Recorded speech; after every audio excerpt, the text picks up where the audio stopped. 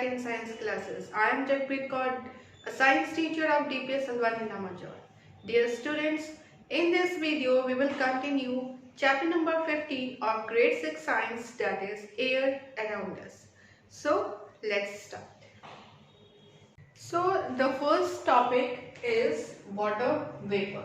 I have told you that air is a mixture of varying components, that is dust particles are also there, various gases are also there, and water vapors are also there. So how it comes in the context, or we can say how it shows the presence in air. So let's discuss about that water vapor. Air contains varying amount of water vapor. You have learned about the water cycle. The sun heats up the water in the seas and oceans. This water evaporates and forms water vapor in the air. So students, I have explained you about the water cycle also. So when the water gets heat up, okay, from the we can say the sun, ठीक है, जब सन की help से, सन की heat से जब water गर्म होता है, when it get heat up, so what happen, it evaporates in the form of the small water drops. So that water drops are known as a water vapor, okay, and it gets mixed with the air. Now let's move to the next topic. So student, now the next topic is the clouds. Student, I have explained you about the water vapor just now, okay. So now what happened when the water vapor is formed, the vast white fluffy clouds seen in the blue sky.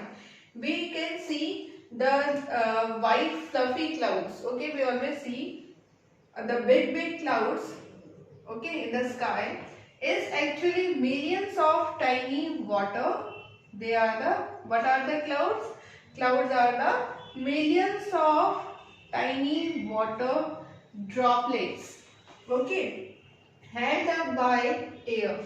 The water vapors that evaporates from the seas, oceans, rivers and other water bodies. Students, about the various water bodies I have told you, okay. So they travels up into the sky to form clouds, okay.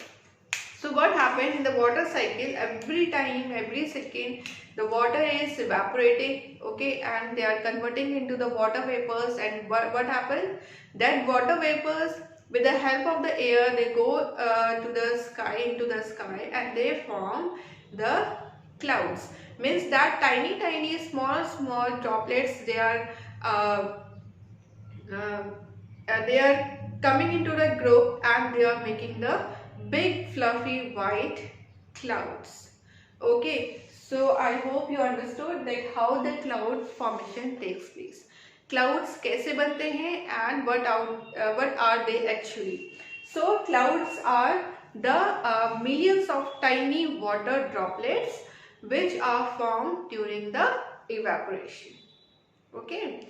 When the evaporation takes place, they are converting, the water is converting into the small tiny droplets that are known as the water vapor, and that water vapors are going into the sky with the help of the air, okay, and they are making a clouds. So I hope you understood how the cloud formation takes place and what are they are, okay. So now let's move to the next topic. Now students, our next topic is the air supports life. Students, I have told you that air is in composition of the various gases, that is carbon dioxide is also present there, oxygen is also present, and nitrogen gas is also present. Nitrogen is not utilized by the human or by the plants, but oxygen and carbon dioxide is utilized by the humans, the animals and the plants. So oxygen is very important part for the animals as well as for the humans, for the process of respiration. Okay, to respire we need oxygen. So let's see how the air supports life in human. Breathing in humans.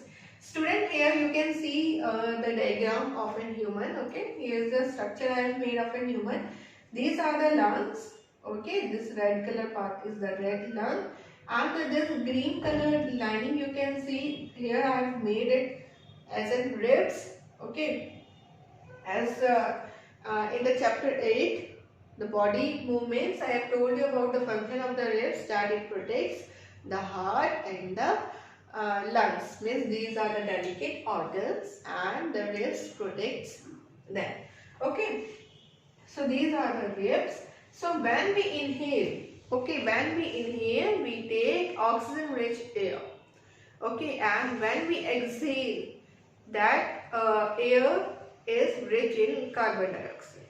Okay, जब हम सांस लेते हैं we take oxygen, and when we exhale, जब हम सांस छोड़ते हैं बाहर, that is we are exhaling the air which is rich in carbon dioxide.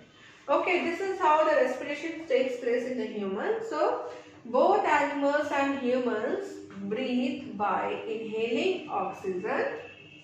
Okay, by inhaling oxygen and exhaling carbon dioxide, and this process is termed as respiration.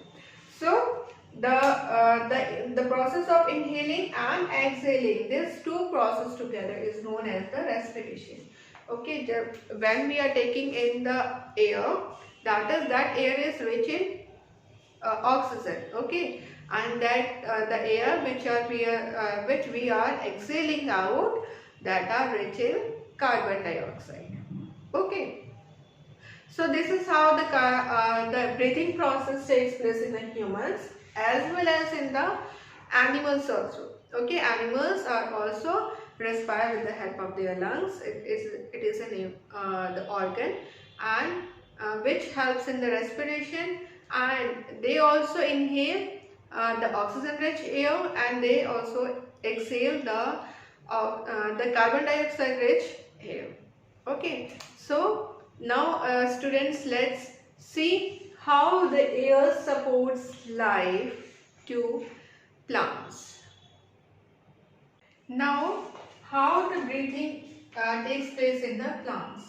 So students, in the leaf, I have also explained you this part, that on the leaf some small pores are present there. Okay, some small pores are present there, which are known as the stomata. So when we see these pores under the microscope, so this is how it looks like, and these are the red color structure. You can see the round circle here. These are the stomata. Okay, so the open stomata structure also I have explained, and the closed structure also. So when the stomata gets open, so what happens? The plants have tiny pores called the stomata. Okay, that are found on the underside of the leaf. On the underside means on the leaf. Okay, यहाँ पे बीच में क्या होता है? Small pores are present there, and which are known as the stomata. So found on the underside of the leaf.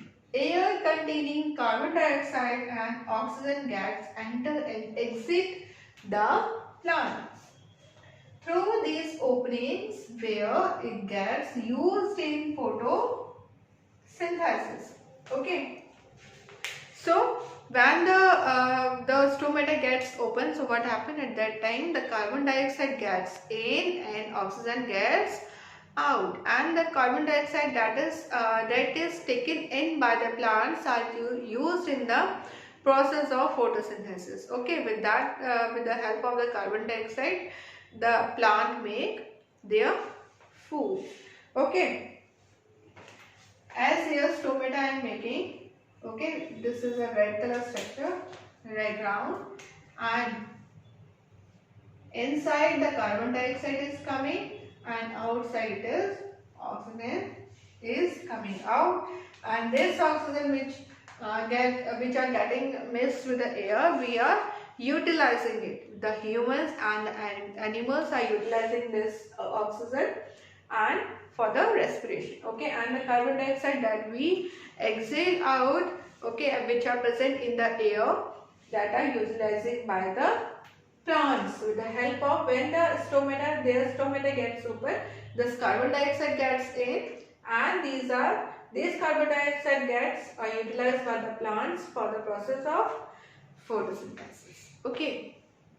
Now students, I have explained you about the animals and the plants, how they breathe, okay, how they take the oxygen and the carbon dioxide, and how they perform the respiration process, and how the plants, by utilizing the carbon dioxide, they do the process of photosynthesis.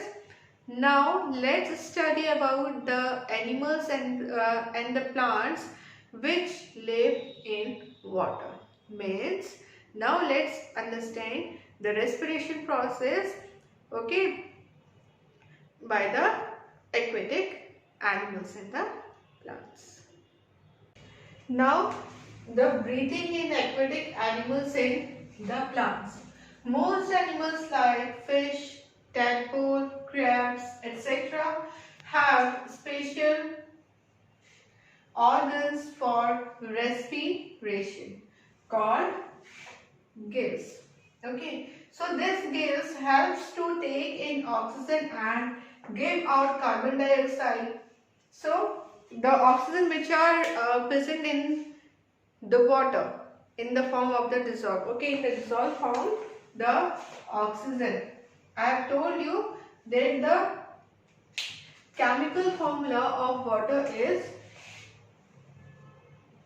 H2O. So this oxygen, this is in hydrogen, okay, H stands for the hydrogen, and here O stands for the oxygen. So this oxygen is present in the water in the form of the dissolved, okay, this oxygen is dissolved in the water. So the oxygen which is dissolved in the water is utilized by the aquatic animals and the aquatic plants, okay, for the breathing. And the aquatic animals, they are having the special organ which are known as our gills, okay, gills helps them to for the respiration, okay, and the oxygen which is dissolved in the water, okay, that are utilized by them. So aquatic plants like Hydrilla also breathe in oxygen dissolved in water through their stomata. Okay, so the oxygen which is dissolved, which is present in the dissolved form in the water, that is also utilized by the Hydrilla, and they take in that oxygen with the help of the stomata. As you know, in the plants, stomatas are present, and with the help of that stomata only the plants can breathe. Okay, so this is how the respiration takes place in the aquatic animals and the plants. Now let's move to the next topic. So students, now the breathing process in the birds. Okay, so birds have efficient respiratory system as they need high level of oxygen. Okay, so the birds need the high level of oxygen during the flight. जब वो उड़ती हैं, birds, that time they need a high level of the oxygen. Birds have a pair of lungs, okay, with air sacs. What are the air sacs? Air sac is also known as a trachea. Okay, Trachea, trachea, and which is also known as an air tube. Okay, so that remains open all the time. That air sac or the air tube that we say, the trachea also, so that remains always open. वो हमेशा open रहती है. Okay, so that the air can easily pass through them.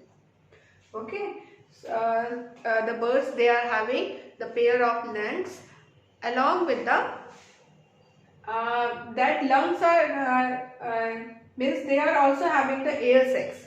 Okay, air sacs means they are having the trachea, which is also known as an air tube. एक पतली सी tube होती है उनकी नेक में, that are remain always open. That is always remain open, so that the air can easily pass through them. So when they take flight, okay. So at that time they need a high level of the oxygen. So when this the air tube remains open, so at that time they can take in the air, means they can take in the oxygen at that time. Okay. So this is the respiration process in the bird. Now moving to the next topic. So student, now the next and the last topic of this chapter is balance of oxygen and carbon dioxide in the air. As I have explained you that in the air is a mixture of the oxygen and the carbon dioxide and the nitrogen and other particles. Okay. So how these are in the balanced form in the air? I have also explained you that there are some percentage of the oxygen and the carbon dioxide in the air and the percentage of the nitrogen also. So these are all in the balanced form. So how this is possible? Dear students, when we respire, okay, we exhale carbon dioxide, okay, and that carbon dioxide are utilized by the plant for the process of photosynthesis, and during that photosynthesis the plant produce oxygen, okay, and that oxygen are utilized by the animals and the humans and by the birds also, okay.